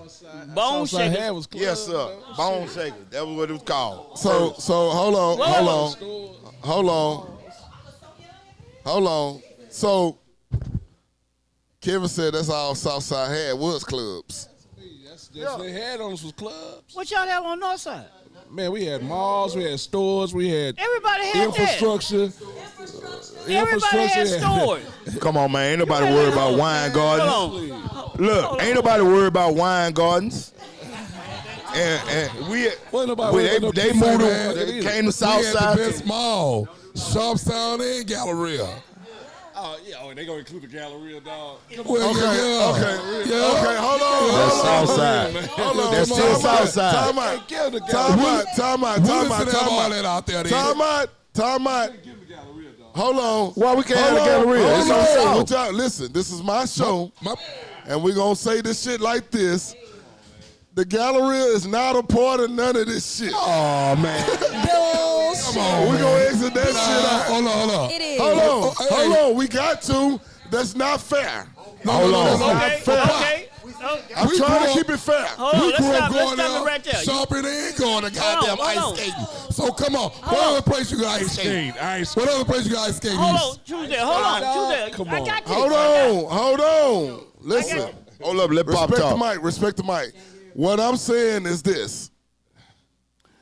Yeah, everybody got malls. We can compare malls, but we cannot compare the Galleria. Galleria, man, you can't. Because, listen to me. Truesdale. Make it neutral. That's the only thing the Galleria and downtown is going to be neutral. That's fine. I understand that. The Galleria don't want to open now. But I'm not, listen to me. Respect the mic. I'm not saying, only thing I'm saying is that the Galleria is a tourist spot for everybody. So we're going to leave that one alone. Yeah. That's fair. Okay. We had Northwest Mall. Okay, go ahead.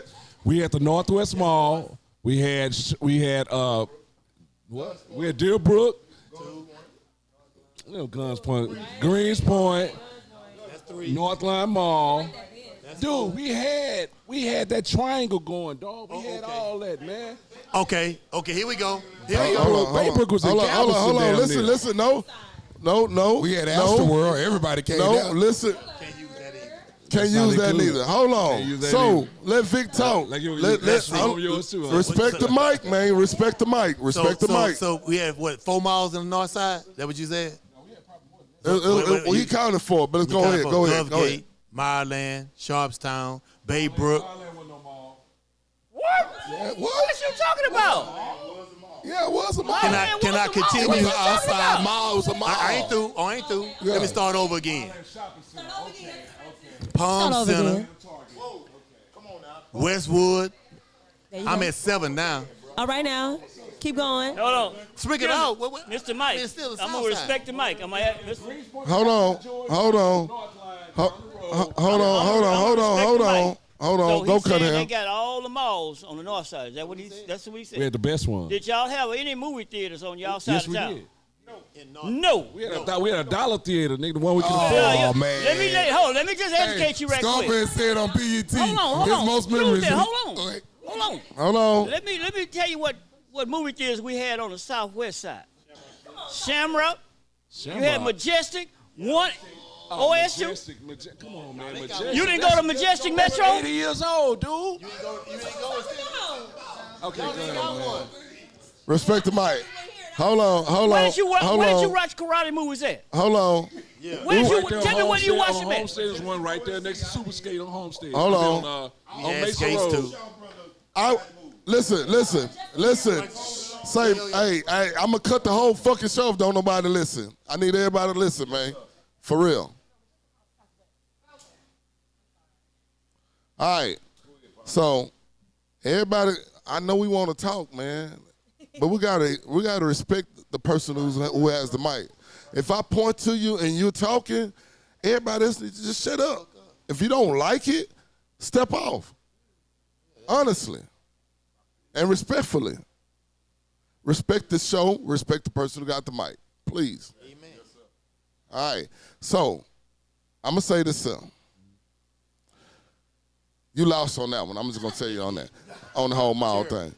But we did have movie theaters. But I'm going to say this. Y'all lost them all, too. Northside. Hold on. Northside did have the better skating rinks. I'm going to put it right there. We agree to that. They had the better skating rinks. What you got to say? Because you're on the mic. I'm going to go back to the movie theater. I don't know. I'm just going to name one we had. This guy is a Hall of Famer. The Magic Johnson Theater. That's Northline. I don't give a damn. Ain't none of y'all's open no more neither. That's a lie.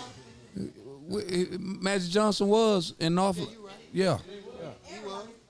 Oh, so what y'all hollering for? Respect the mic. Didn't that man say that? But Pop, we did have another movie theater too, Mile Park.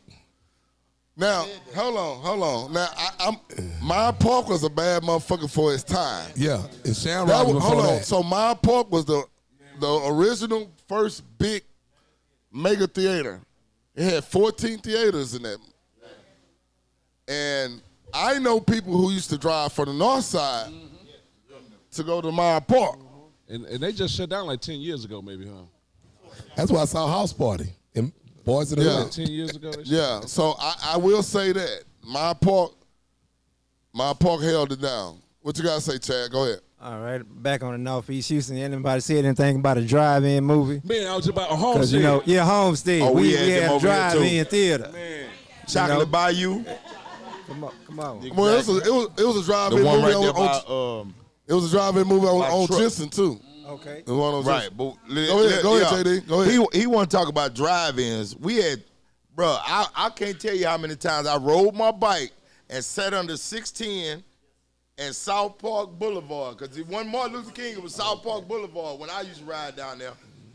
And Damn, we would that's sit old. there and watch the drive-in that was right there where Trading Fair was. Right there.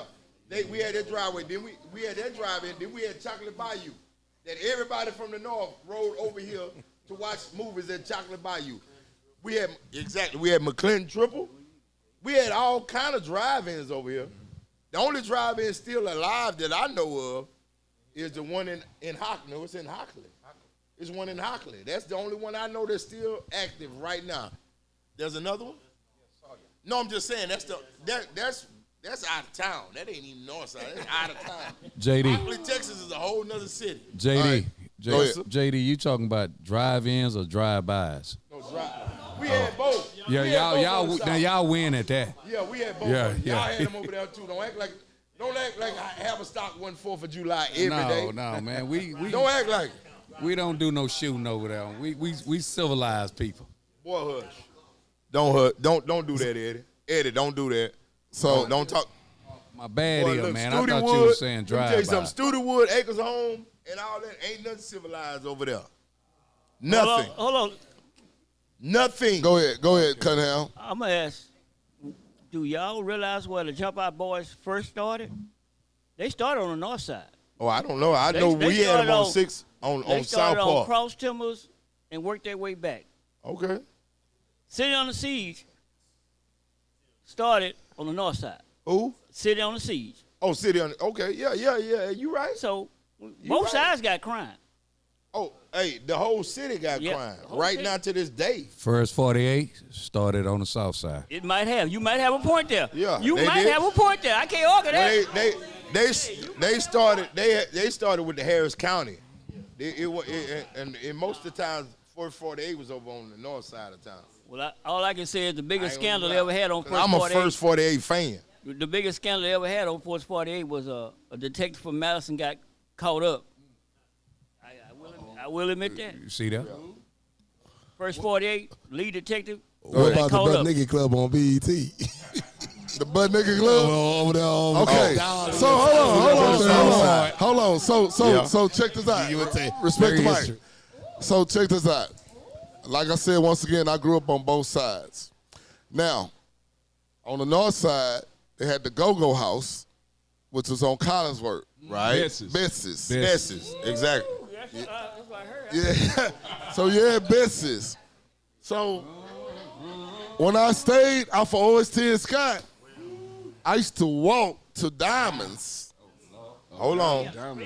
Hold on. Okay, go ahead. Everybody remember Diamonds. If you you from Houston, you from remember Houston, you Diamonds. know Diamonds. That was the first butt naked spot that I ever been to. Tans Tidwell on it from Madison. Hey, Rest in peace. I used to save my lunch money just to go to this place. That's how it was back then. Hold on. Harlem Nights. But in 1996, That was a place called Harlem Nights. Yes. Woo! That opened up. And it held it down for a long time. Now, hold on. Okay. The Southside had Foxes, the Foxhole, and I'm going to tell you another one they had. Scores. Yeah. Right? You right? Oh. Let him go first. Go, JD. Okay. You want to talk about those spots like that? We had the Blue Flame. The Blue Flame. We had the Blue Flame. Hold on. We had the What Blue old Flame. Blue Flame? We had, like you said, Foxes. All of those were popular spots. I owned and ran 2 bars. If y'all from Harlem Clark, y'all know where 2 bars was. Back there on Gallagher. Right off of Fuquay. And let me tell you something. I opened at 8 at night and closed at 8 in the morning. Every day. Yeah, so, yeah. Oh, baby. Let me tell you something. I'm waiting on the moderator to pick me now. I don't want no trouble. What happened now? I'm waiting on the moderator to pick me. I don't want no trouble. Okay, well, that's cool. But there were a whole lot of underground type. But we had the after hour Honey for the Bees down there. They stripped 2 in there. Then you had what's called over here off of, right there by the Blue Flame was the after hour. Yeah, the Onyx. That they stripped in. Onyx. Huh? No, Onyx? no. Yeah, we had Onyx. Hold on. Yeah, we had so many. There was a lot of underground type strip clubs in the South. Yeah. Northside had some big ones, but we had more per capita Yeah. than the Northside did. Period. Go ahead. The 2 that you did not name was in 3rd Ward, and it was called The Lodge. Yeah, the Lodge. The Lodge. That was an underground type one. That was one of them underground ones. The Lodge, and then you had, what's that other one name? I can't think of it. The Dollhouse. Yeah, there you go. Now, Dollhouse been there since the 60s. Exactly. Now they did have another one on the south side in Harlem Clark, right here on Almeda, called Spiders. Yeah. It ran by a dude named Spider. They call it Spiders. They had one right down the street. I used to save my lunch money for that one too. I'm in high school going to these places. I'm in high school. That was his snack. That was his snack bar money. Yeah. Pop, you say your snack bar money? That's my snack bar money, That man. is. I don't remember the snack bars And at the school. then, hold on. That was it. And not only that, you know, when the school give you that candy to sell. Right. Them old chocolate bars. Guess what I used it for? You ain't even turning in the I money. lost the money. Somebody done stole it from me. Damn. Shit. Strawberry done He took ain't that. shit. I was gonna say Diamond done took that money. Strawberry done took Did that you one. say strawberry? I said Got it. strawberry. You know who strawberry was. She had that big old strawberry. hold on. That strawberry on that leg. Hold on, Pop. Hey. What about? Let me tell y'all one of the. You want to talk about strippers? What about Motor Booty? Ooh. Yeah, I'm from the South. That was her name, Motor Booty. Man, but I got a Yeah, funny girl, story a girl. about He Harlem Nights. talking about Strawberry. Everybody knew Motor Booty too. Yeah. That went to strip club. Hey, Yeah, go ahead. let Kevin talk. Let Kevin Man, talk. I got a funny story about Harlem Nights. Y'all remember Big Gary Holmes used to play for Sam Houston? He used to be a Played bouncer. with me at U of H. He used to be a bouncer at Harlem Nights. And I was like 23 years old. I went in there, and he said, "Oh, go in, man." I went to the restroom, went straight to the restroom. And the DJ stopped, and he's like, "Hey, y'all do whatever they say they want you to do." I'm like, "Man, they're getting robbed. I'm hiding in the stall." Yeah. They got raided by the cops. and the cop snatched me out of there, and he looked at me. I was a little kid, man. I was like 22. And he pushed me outside. They had Gary, everybody against the wall. Everybody went to jail but me. Hey. So I'm gonna tell you about a raid. I was in a raid too. Right. I did not go back. I was in 2 raids. I've been in this one. business for a long time. I was in 3 raids rather. So the first one I was in, I was DJing at a swingers club right here off of Buffalo Speedway. I'm DJing. I'm packing up my stuff. It's at the end of the night. I'm getting ready to walk out. As soon as I stepped out the door, out the DJ booth, they run in with masks on and all that shit. And I run to the back thinking I'm going to hide because I got warrants. Man, that lawman came in there and said, hey, man, get your ass out of here. So they put all of us in one room, put everybody in one room, and they started taking people who they wanted out and put them in another room. So one of the owners I'm sitting next to while they doing this, and his ass get up and walk away from me. So something told me to walk away from him too. So I walked away. The police going around with flashlights. It's dark in there. He going around flashlight, looking at the floor, looking at all this stuff. And right where we was sitting at, 2 8-balls sitting right on the floor, right next. And if my ass would have been sitting still right there, I'd have got your charge. That's my raid story. When you said raid, but that happened on the. But when they do a raid, they know who they coming to get. So they know who they coming to get. Pop, was that the blue? Was that the blue door? No, that was it was called Magic City.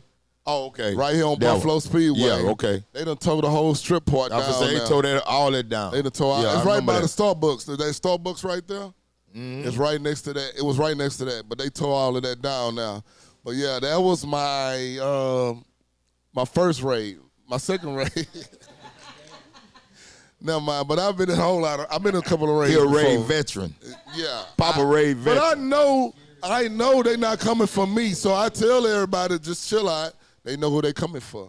Right. They know if you selling pussy or if they know whatever the situation may be. They know what's going on in there. Yeah, they know what's going on. But Pop, when they ready to butt nigga, they were going around asking people names. One girl was a stripper. I work at Burger King during the day, and I do this at night, and guys getting caught up married. Dudes got divorces after that. Hey, man, all I can say is if back in those days, me being a teenager going in those spots, and if they'd have got raided, I know they'd have sent my ass home, but it'd have been a scary situation just as a kid. Home your mama behind that. Going home. But I'm going to tell you, the first time I went in there, I went home, I had a smile on my face. My mom was like, what the fuck you smiling for? Like, what you smiling for so much? I just had the time of my life. I seen Strawberry butt naked. But Southside, Northside, we both have similarity. Now, like I said, the Southside had more clubs, and they had more strip clubs that everybody went to than the Northside. Harlem Nights will forever be the best, probably the biggest strip club in Houston history. That was on North. Honestly, it may be the best. I mean, the number one strip club in Houston history. So, it's funny you say that because I'm at the Combine. I saw Alonzo Pace. We ain't seen each other in years. But you remember my ticket to Harlem Nights? He just started smiling like a kid. Hey. So, Pop. Go ahead. Of course, you saying, so cause Harlem Nights was a black club, that made it the biggest one? Because actually that's not the biggest one, is on the south side.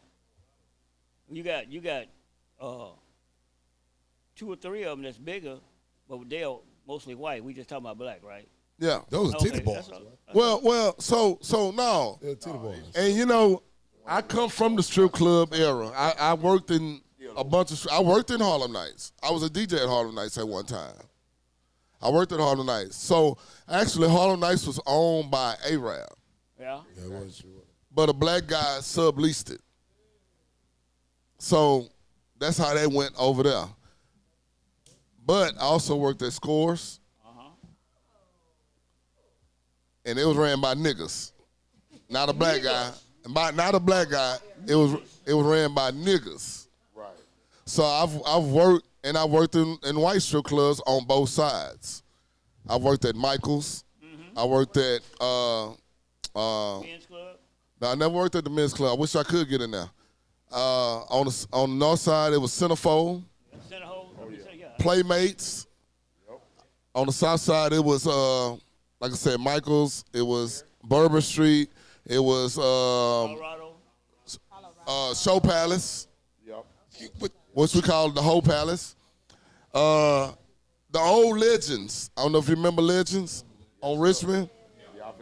I worked there. So I was around. So when you was in scores, because I'm gonna tell you something, all college coaches are recruiting Houston. Pat, we going to scores. You gonna come to scores? One night, some cats can't say no names. They had a big old bucket of ice boom for them in there.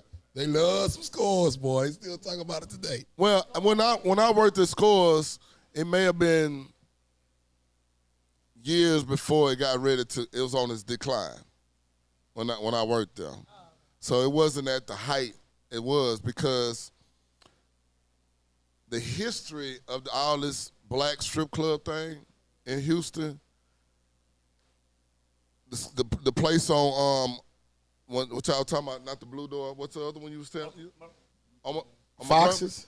Montgomery. I mean not Montgomery. On McGowan. Oh yeah, the butt nigga. That was the just lodge, like the butt nigga. the lodge, Bessie's, Diamonds that actually started. Right. Because you got to understand, they wasn't letting black girls work in the white strip club, so they had to go. They had to go somewhere. So they went to these clubs. Right. Foxes started out pretty much white at first. Exactly. And then it switched. But the first major black strip club in Houston was Scores. It was the first major, like, upscale type of deal. Then Harlem Nights came as it was an upscale black gentleman's club. Exactly. When you used to have to go to Harlem Nights or Scores, you had to have your shirt tucked in, a collared shirt. They also had lunch. Just because they had food in there. Those. Yeah, they had food. Places. You can go eat lunch every day in there. Yes. Yeah. Paid $7. That's what I heard. Yeah. But so a few years ago, before we opened this up, I was still working in the strip club. I worked at Bucks Wild, considered a mixed but white Hispanic type club. Right. The game has changed over the years. Now, white clubs in Houston still do traditional shit. Right. They still do the traditional stuff. Black clubs have changed totally. Think they losing? Are they losing? Because IG killing the game, huh?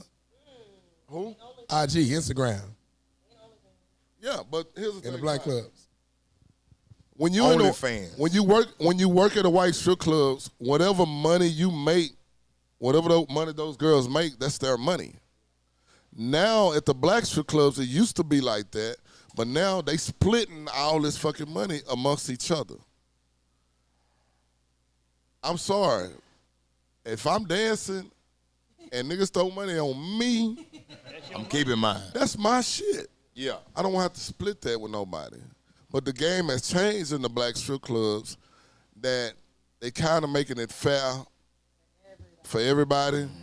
But you go to the white strip clubs, if you don't have a mouthpiece to talk to these guys, because my thing is, when I come to a strip club, I want you to make me feel like you really like me. I know you don't. Sell me the dream. Exactly. Talk to me. Don't just come up to me and say, hey, want to dance? Nah, motherfucker, I don't want no dance right now. I just walked in the door. Sit down and talk to me. Get to know me. Make me feel like I'm your boyfriend or something. Right. Sell me the dream. And then we'll go at that. But the game has changed, and in both sides of town, yeah, we got strip clubs on both sides of town, but the South Side is holding with more strip clubs. All clubs, period. Can I say something, Bob? The IG is killing it, though, because you get all these football players, athletes, they go on IG, meet these girls overnight, and, it was a time in Houston, everybody was a model. Now they found a way to be a model on IG. And now you got girls, like one girl from Houston, they flew to Miami. All she had to do was just walk around the club 2 times. That girl got like 30 grand. IG is killing it. And these girls supposed to kill it. Go ahead, JD. Okay, from somebody who was in the strip club game years ago, me, there's all, no, I wasn't doing no dance. Man, I ain't never had that body for that. I ain't never had that body for, but look, the thing was, One thing about the strip club game is girls always had to tip out. Yep. I don't care if you was in a black club or white club. You had to tip out, and the house always made money every night. Regardless, I don't care if I had 2 girls in there, 200 girls in there. I'm gonna get paid, regardless, because I had a bunch of other amenities in there for the brothers. So let's just say that. But every time they made money, I made money. So I promoted the hell out the club. I'm not gonna lie. I'm gonna make sure the place is packed every night, and I'm gonna put stuff in there that's gonna get them in there. You know, because if I can get you in the door, I can get your money out your pocket. That was just how it was. Because we had, free beer and all that type of stuff all night long. Whatever. You had all kind of promotions that you had to use. But you are so right when you say the game has changed. Because back then, what you made was yours. I don't care if you made 1,000 or you made 400. You still had to tip out the same amount of money and go home with it. That was the rest of it was yours. But when they started, I call it participation money. Well, as long as all you had to do was be there, check in, and like you say, they split the money now in black clubs. They still don't do that in white clubs. They don't do that in white clubs. They don't do that in white clubs now, for real. Also in white clubs, they don't have unescorted ladies come in there. Unescorted? Yeah, in the black club, let me not be correct. The butchers, the pimps. No, yeah, they control it in the black club now. Well, they didn't back then. Yeah, they didn't back then. The pimp didn't do it at my club. Yeah, but they do it now. Now he can show up and he sit there and I'm gonna tell you how I used to do it. Like the guys that had girls that I knew, they come in, they get in for free. The pimp come in free. The pimp drink free, because I had some pimps that had 10 girls. They were gonna bring all 10 of them, put them to work, because he gonna get his money off of them. But if he brought more than 5, you drink for free all night long. I don't care, because I'm gonna make my money off of you and her. Man, I used to have HPD in my club, everything, sitting in there in uniform. So go ahead, Terrence. I'll be real quick. I used to do a lot of things before I was saved and sanctified.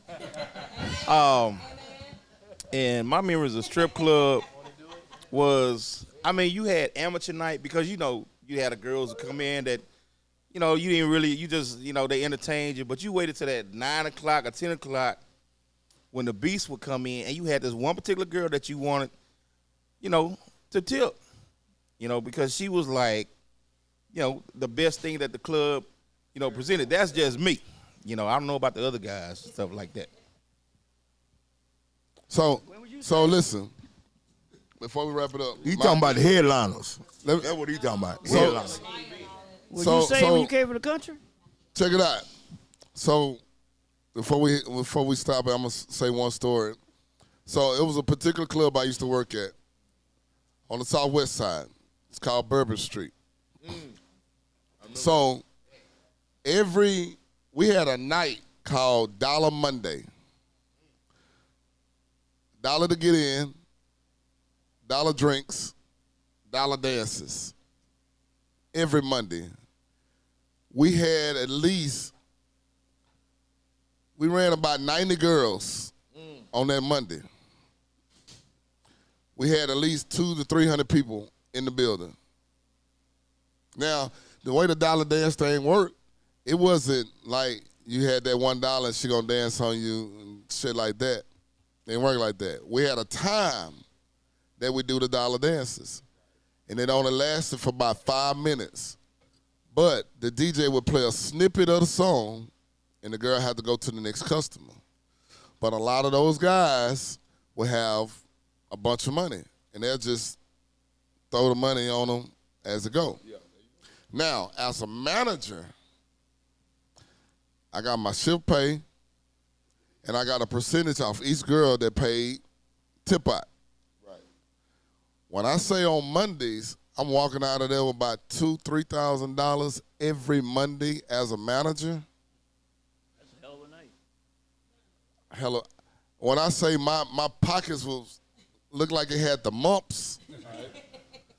My shit was so, and I used to just go home and just throw it on the coffee table.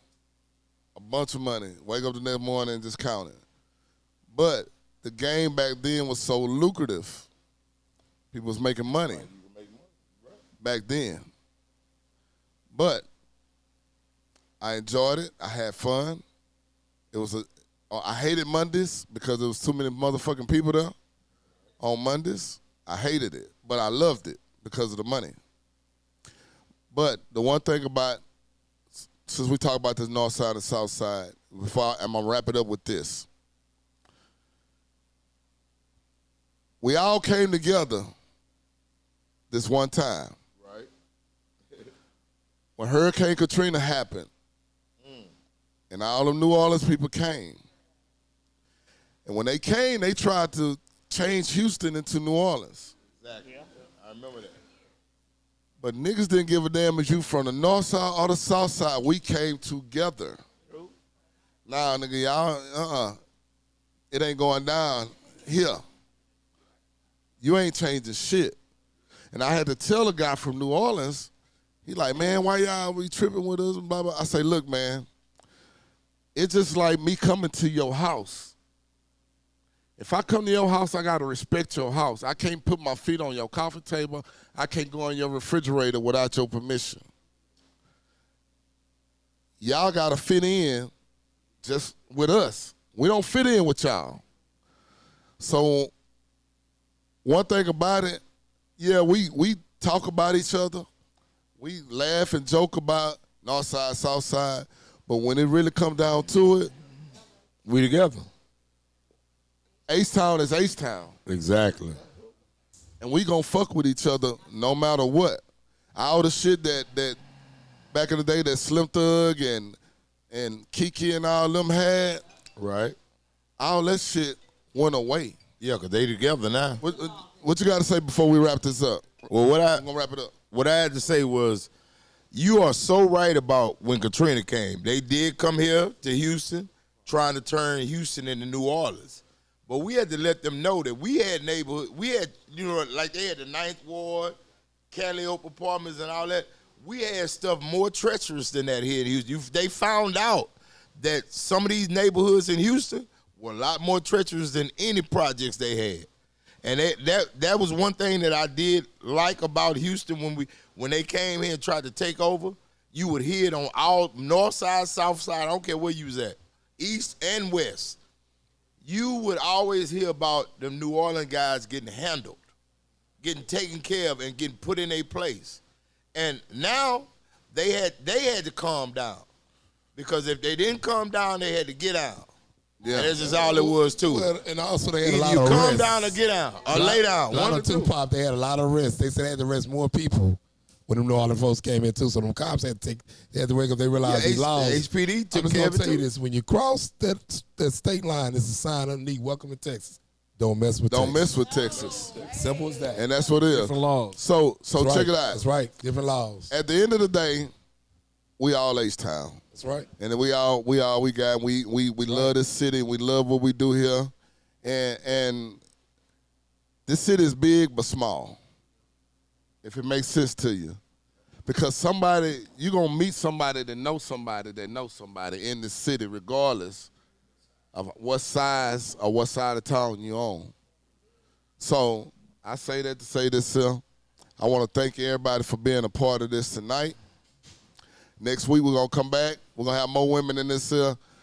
Coco, you were just in here for eye candy for the most part. We ain't have much to say about A-Leaf. But next week, we come back. We're going to talk about some other stuff. We're going to get into some more serious things next week. Y'all know I don't tell y'all shit until it happens. To that day, exactly. To that day. So show up, come through, and see what we're going to talk about next week. And when we going to get it? Okay.